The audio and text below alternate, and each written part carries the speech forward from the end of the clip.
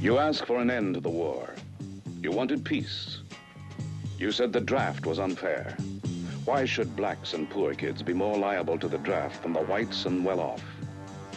You asked for a say in our government. You wanted a voice in your future. You said, why isn't something being done to save our environment? You wanted human priorities to come first. You spoke out for change. You asked for reform. You looked for a better America. We cannot learn from one another until we stop shouting at one another, until we speak quietly enough so that our words can be heard, as well as our voices.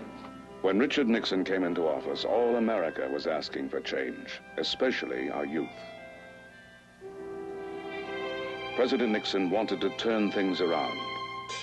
The war must end, you said. There were 550,000 American troops in Vietnam when President Nixon took office. Today, over 500,000 American soldiers have come home. Less than 40,000 remain, none engaged in ground combat. Many presidents have ended wars. Very few presidents have had success in building a structure of peace that would last. We've had a war in every generation in this century.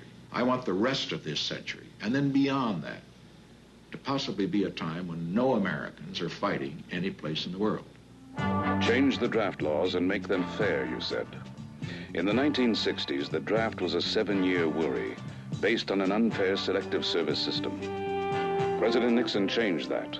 He introduced the lottery, fair to all, and cut eligibility to 1 year. And now his plan calls for ending the draft completely in 1973. You wanted a voice in the future of our country. And in 1971, President Nixon saw the 26th Amendment become law, giving 18-year-olds the right to vote. We are certifying the 26th Amendment to the Constitution of the United States. That amendment, as you know, provides for the right to vote of all of our young people between 18 and 21. 11 million new voters as a result of this amendment that you now will see certified by the GSA administrator. President Nixon called for a reordering of national priorities. Human needs must come first.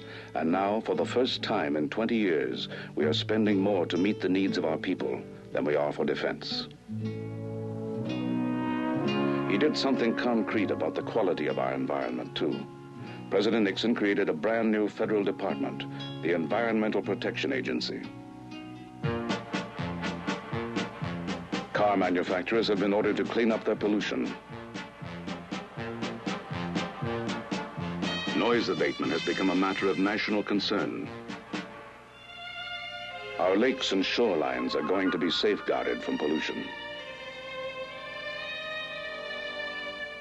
President Nixon tackled the problem of drugs, which he labeled America's public enemy #1. Today, we are spending 8 times more than any previous administration to teach kids how dangerous drugs are and to rehabilitate those who got the message too late.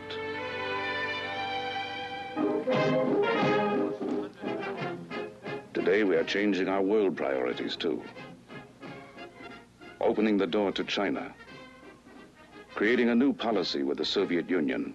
Negotiation, not confrontation. Change is hard, President Nixon once said. But without change, there can be no progress. Our environment, our cities, our economy, our dealings with other nations, there is much to be done, to be changed. That is why we need President Nixon, now more than ever.